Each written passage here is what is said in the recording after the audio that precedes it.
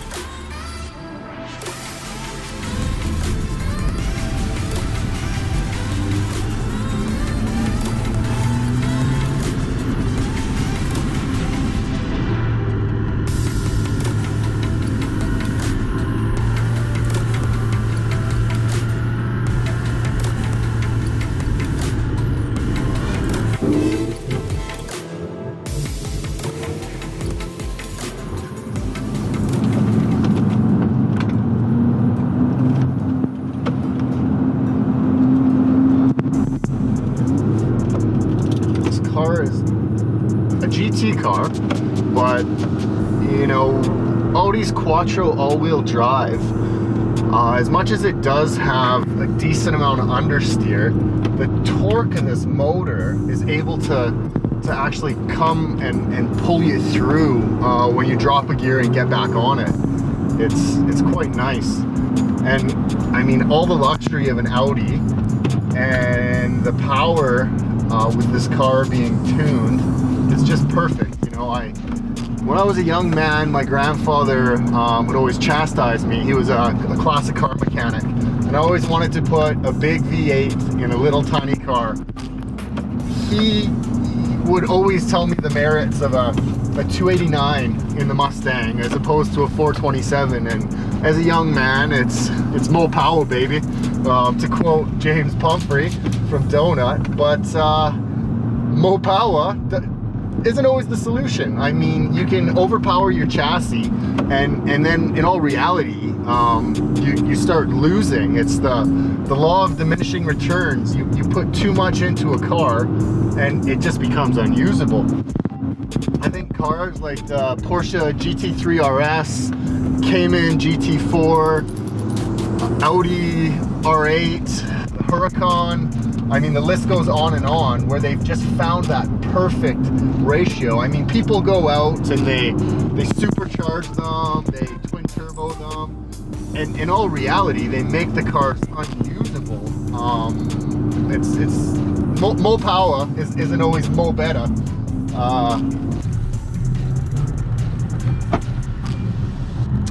Alright guys, we had a tea in Featherston. We are headed back through. Jack the AC, it's pretty muggy here in NZ.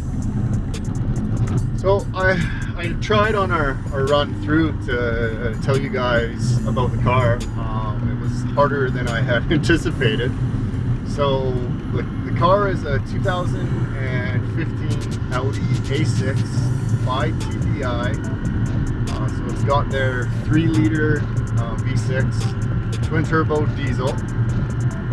It was making 230 kilowatt and 650 newton meters at the crank. I've since had Eurosurgeon Performance in Auckland do an engine remap, a transmission remap, and install a Wagner competition intercooler just to keep the temps down. Miltech active sound module, which is awesome. It gives it a throaty V8 sound and fully adjustable. You can turn it up, turn it down, and it gets rid of the annoying in-cab fake V8 sound. In-cabin, I should say, rather. And we drop the cats out, open them up, and cut all the guts out so that the exhaust would be free-flowing, and I'd still pass my warranty fitness. Warranty fitness is a yearly inspection of your vehicle in New Zealand. They're pretty astringent. You don't want the windows tinted, don't want the tire wear, brake wear, all these things. So that was something that we had done to keep it looking factory, making sure that it would pass its walk, but just allowed the engine to breathe more. Now the tune that neurosurgeons did for me is a very mild tune. I didn't want to go, you know, full pickle, if you will. So we're making 230 kilowatt and 650 Nm now to the wheels. So essentially all we've done is just augmented the car so that it's making at the tires what it made at the crank. It's very well suited to the car. The car is quite heavy, you know, it weighs 4,000 pounds, but with the improvements to the motor, it doesn't feel that big. And you know, Rimutakas are windy as all get out. My wife, having had some drinks last night because it was New Year's, not feeling the best coming with me on this drive because I was driving quite spirited, if you will. A bit later this afternoon, I'm going to pick up a couple of the guys that I work with, and we'll get some reactions from them on how this thing picks up in a straight line. I think the car, now correct me if I'm wrong in the comments, but I think this car did 0 to 60 in 5.4 or 5.3 stock, and I believe it's doing it in 4.8 now, which is pretty fast for a big heavy wagon, because it is the Avant. Shooting brake in the UK, I believe, and an estate in Europe. So I had the rims, the previous owner had curved the passenger side rims, so I got a company in Auckland to repair them, and then we painted them gloss black. The car, as you saw in the opening, is silver metallic, and I plasti dipped the emblems, like the Audi symbols, and took all the other badges off of the car. Plasti dipped the wing mirrors, and I will be plasti dipping the roof rails and all the chrome trim on the car, just to give it a little bit of a nicer, murdered out kind of a look. I mean, it is the Evil A6 after all. These downshifts just sound deadly. Miltech has done a phenomenal job with the active sound module. It's pretty cool how it functions. You can program your startup sound, you can program how much of that throatiness you get and at what RPMs. You can totally silence it across the board, and then the only thing you hear is the turbo whistles, with the cats being essentially removed. You get a ton of turbo whistle when you take that V8 growl away. I came through on the Ducati about a week ago, or 5 days, and the amount of bikes and sports cars that were up here running the canyon was insane. Now, I would definitely like to make some improvements to the braking and suspension to match the performance that I've added to the car, but currently I actually have the car up for sale. I'm in the market for a hot hatchback. I think that'd be more appropriate for New Zealand roads. Everything is tight and twisty, and you know, it really would be beneficial for the channel to have something that you could flick around on the canyon roads, and maybe a platform that's easier to tune. I think I'm looking at the Renault Megane RS Trophy R, the Ford Focus RS, and a Civic Type R potentially. I really dislike what Honda did with all the fake venting and some of the styling that they've done on that car, but it is a weapon. For a front-wheel drive car, it is insanely impressive. The Audi RS3 is unreal in a straight line, but it is pretty prone to the understeer that this car suffers from. And the Mercedes A45 AMG, again, is a straight line weapon. It sounds phenomenal, but it isn't as strong a performer as the Focus or the Renault. Yeah, and really what you're paying for that Mercedes is you're not getting value for your dollar. It's supposed to be a sunny day today, but the sun really hasn't come out. It's still pretty muggy. Just stuck behind a wagon with 17 bikes on the back of it. We'll be making some better time. I know this is my first vlog, and talking to the camera is something that's definitely going to take some time to get used to. I'm gonna maybe have some banter with the guys when I pick them up and we go for a rip.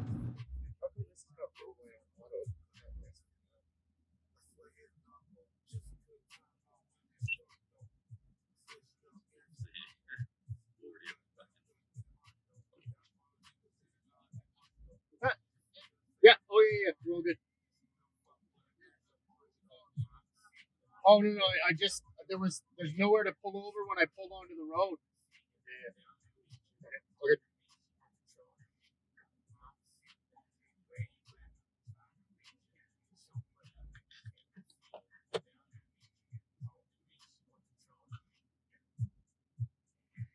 So we won't have very much fun now. All right. Well, now we're stuck behind a minivan, so that'll make for even more of an interesting drive. Okay, guys. So this is Paekakariki Hill. It is a common place for people to take their bikes, sports cars, and minivans, as we've just seen in front of us here. A cop just stopped when we were pulled over on the side of the road, getting the cameras set up, and asked if we were all right, which I guess is a good thing, because now we know there's a cop in front of us, and not to have too much fun and get ourselves in trouble. This is Max. He is one of the apprentices that works with me on Cannons Creek Bridge 20, supervising on the project. And we're out for a Sunday drive now. I'm trying to be very spirited. Yeah. So Max, I got a couple of questions for you. What's up, mate? What's up? Okay, so top 3 things you love about driving in New Zealand. Top 3? Yeah. Probably the landscape. So like The scenery is unreal. Yeah. I don't appreciate it as much when you're actually from New Zealand, but when you look at like other countries, it's just like straight roads, no hills, nothing. It's just pretty clean. Like being able to rip through streets like this is pretty cool. 2 things, probably just one thing really, like New Zealand driving. What about access to cars? You guys have access to cars, all the European cars that are not available in North America, and they still let you import cars into the country from North America. I mean, that's pretty cool. I mean, not that you drive a domestic yeah. car or a European car, but I mean, the option is there if you choose. They didn't have that option in America. There's a lot of European-only market cars, like the Renault that I was talking to you about earlier on the drive. That's only available in Europe and New Zealand, Australia. Yeah, come on, one more thing. I gave you one, so you got to nail this last one yourself. Probably, I don't know. I feel like with the amount of shit drivers we do have, there are some like reasonable people that are pretty chill with the rules, and like you'll be fucking stuck in a roundabout. You've got some nice fucking lady that sits there like, oh, come on mate, and you fucking was out. But a lot of respect, I think, on New Zealand roads, but there are some fucking points that just like we were talking about with the oxygen lady and wine lady. Okay, so then now you've kind of already delved into what are the 3 things you hate about driving in New Zealand. Fucking idiots.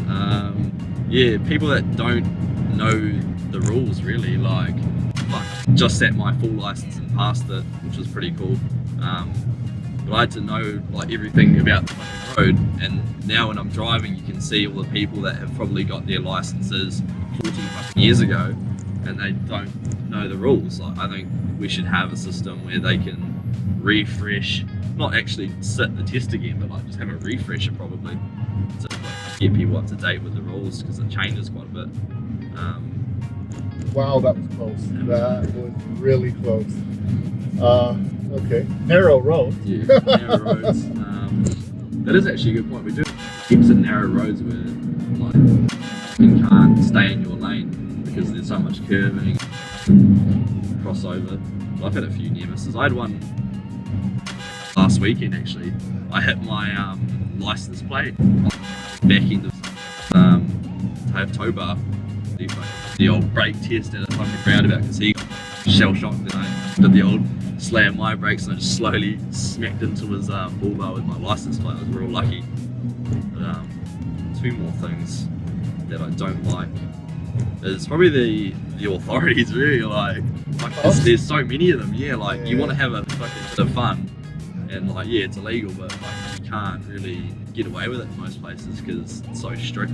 The boy racers of New Zealand have ruined it for all of us. Yeah, you can't go for a bit of a hoon in like your nice expensive car because you're worried that you're just going to get pulled over and that's it.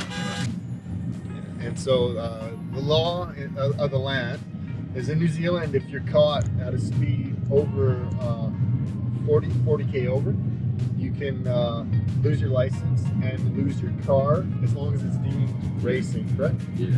Yeah.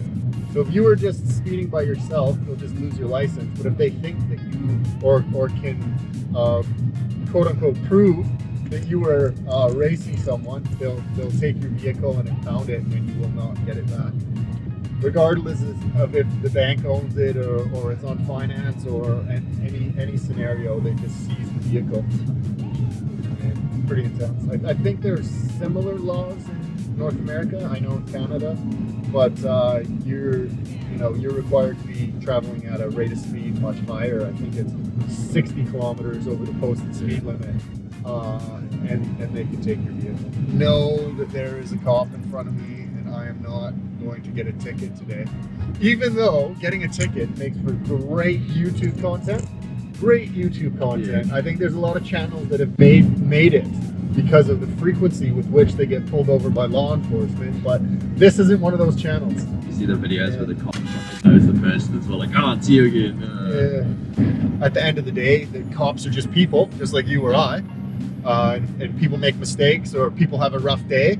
And if you're having a rough day as a cop, you know you're gonna bust some asses. Yeah. You know it. Come on, like I would. I would.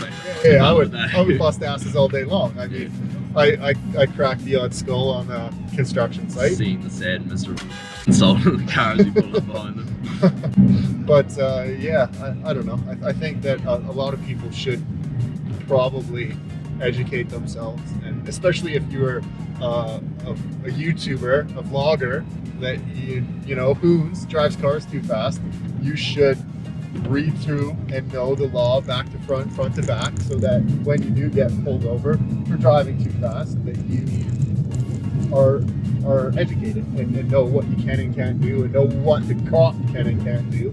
Especially, some of these guys are driving Lamborghinis and Ferraris and all these cars that are a towing nightmare, and you really wouldn't want Joe Blow, the tow truck driver, hooking up and dragging onto his truck, because the damage that can be done is insane. What do you notice that's different with New Zealand driving to Canada? So overtaking vehicles is done in the left-hand lane in Canada, and it is considered quote unquote the fast lane. In New Zealand, people drive in both lanes, the right and the left, and the right lane isn't used to overtake. People will do 95 in an 100 zone in the right-hand lane and block everyone from overtaking. It is just shameful. It's shameful. Because some of those gaming setups are pretty hardcore. Those driving simulators. Yeah, but nothing compares to the real thing. I think anyone who will be watching my channel will know that nothing compares to rolling through some gears on a nice 6-speed manual or flipping some paddles. I've always been a fan of the 6-speed manual transmission, but the ZF 8-speed automatic in this car is awesome. And like the 7-speed S-tronic is a really good transmission, but the diesels make too much torque, and my car would shred the S-tronic transmission to pieces. It is a better transmission than this, but this handles the power way better, way better. Oh, it got flashed again. Yeah, definitely up here. Too funny. Yeah, too funny. What? That's not a... That's hilarious that is like a...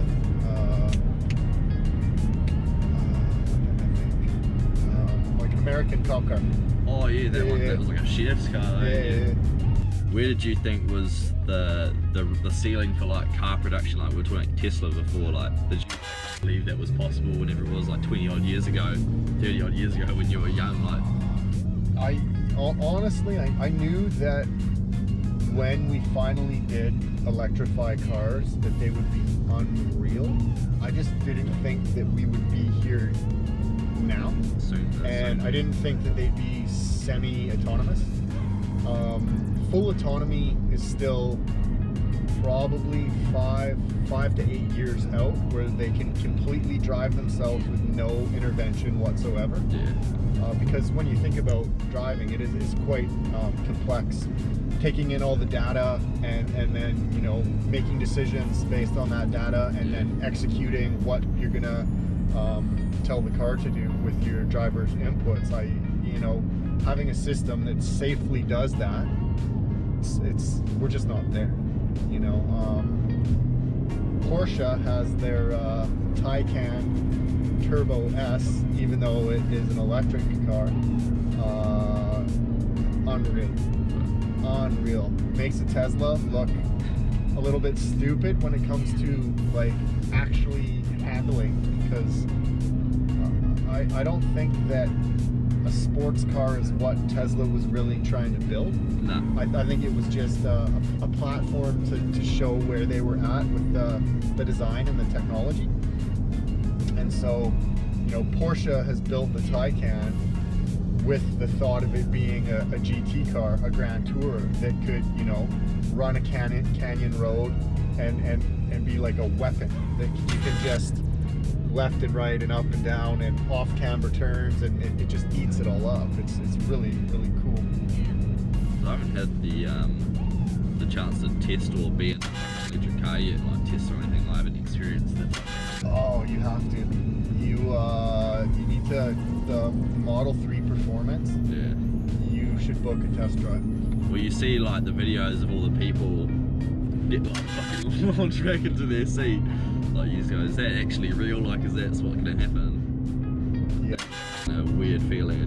Because I'm not 100% sure what the 0 to 60 times are, and that on the Model 3. But I know the P100D, I had it for a 24-hour test drive.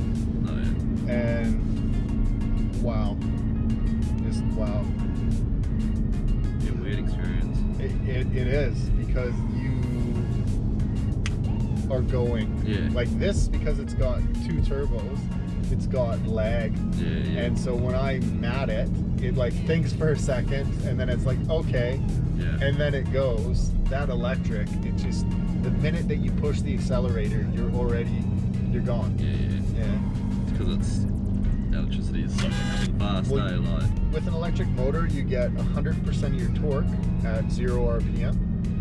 So, like Carroll Shelby said way back in the mid 60s that horsepower sells cars, but torque wins races. Yeah. Because like the horsepower figure is the speed at which the torque gets applied. Well, like the amount of torque you have in an electric is like 700, 800, 900 foot-pounds of torque. In a gas motor, it's like 500. Like, that's a lot out of a gas motor. Out of a diesel motor, like this has roughly 500 foot-pounds of torque. You get quite a bit more from a diesel. Now the horsepower on an electric, which is the speed with which that torque can actually be used, is again high. You're, you know, 700 horsepower. Yeah. This is got a bunch of torque, like almost 500, but it only has 300 horsepower. So the speed with which it can apply its torque is slow compared to, say, a 991.2 Porsche 911 GT3 RS makes 500 horsepower and I think roughly 400 foot-pounds of torque and change. So the speed with which it can apply its torque is way faster than this. It's way lighter than this, so that, you know, 400 foot-pounds of torque is a ton, and a GT2 or GT3 RS would destroy my car. Yeah.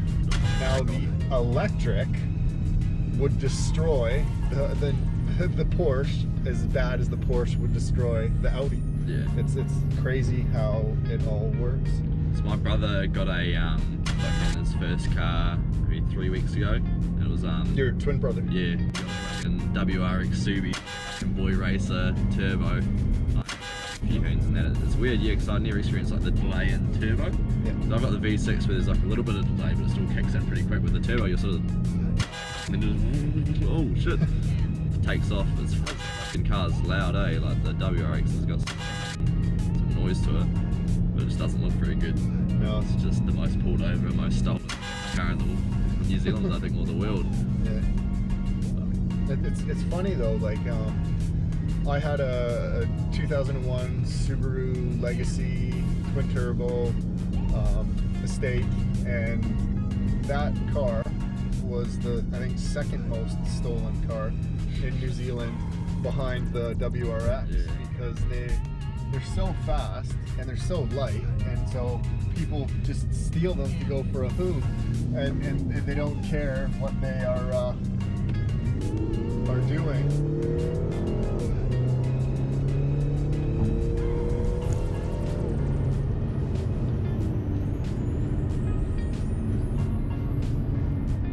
See you later.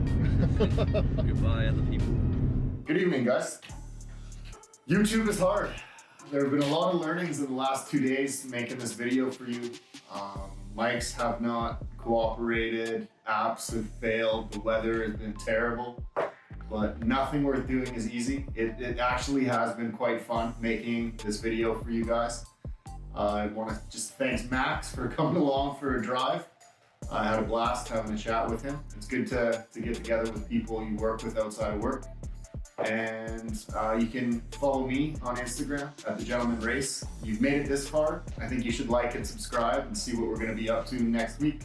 See you then.